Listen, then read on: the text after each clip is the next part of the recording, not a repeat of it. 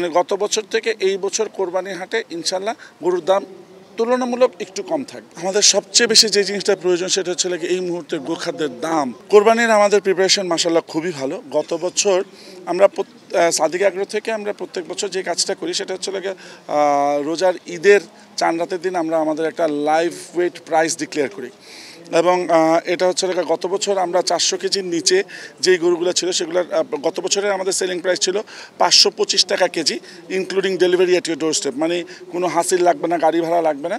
525 আপনার গরু পছন্দ হলো সেটা ওজন দেবেন, 525 টাকা করে কেজি দাম পরিশোধ করবেন, আপনার বাসায় পৌঁছে যাবে।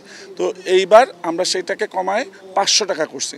মানে গত বছর থেকে এই বছর কোরবানির হাটে ইনশাল্লাহ গরুর দাম তুলনামূলক একটু কম থাকবে এবং পর্যাপ্ত পরিমাণে গরু আছে ইনশাল্লাহ।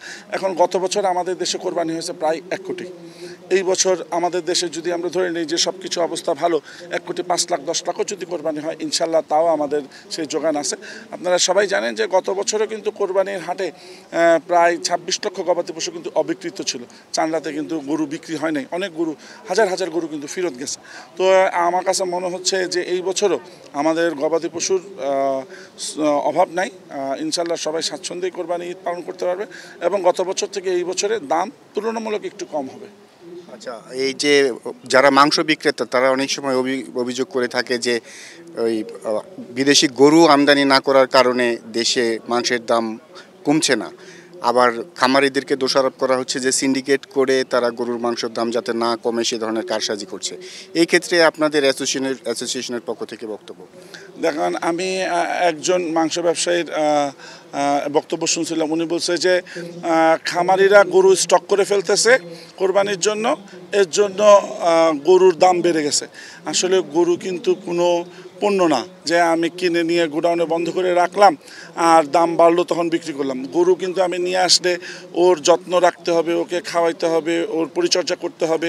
তা আমার যে এই যে 3 মাস 4 মাসে যে ওর যে খাওয়ানোর পরিচর্যা করার যে খরচটা, এটা যেটা অ্যাড আপ হবে, এটা আসলে আমাকে ওই 3 মাসের জন্য স্টক করে কোনো এক্সট্রা বেনিফিট দিবে না। সুতরাং এই রকম আসলে আর গরু কিন্তু চাইলেই আপনি একটা কিনে আপনার বাসায় রাখতে পারবেন না। গরু রাখারও কিন্তু একটা নির্দিষ্ট একটা ইনফ্রাস্ট্রাকচারের প্রয়োজন। সুতরাং আপনি কি চাইলেই আপনার বাসায় নিয়ে একটা গরু রাখতে পারবেন, কিন্তু আপনি চাইলে কিন্তু আপনার বাসায় 1 বস্তা চাল নিয়ে এক্সট্রা রাখতে পারবেন। যে সামনে চালের দাম 200 টাকা হয়ে যাবে, আমি 1 বস্তা চাল নিয়ে আমার বাসায় রেখে দিই, এটা কিন্তু সম্ভব। কিন্তু সামনে কোরবানি ঈদ আসতেছে, গরুর দাম অনেক বেড়ে যাবে, আপনাকে চাইলেই একটা ছাগল নিয়ে আপনার বাসায় রাখতে পারবেন? ইম্পসিবল।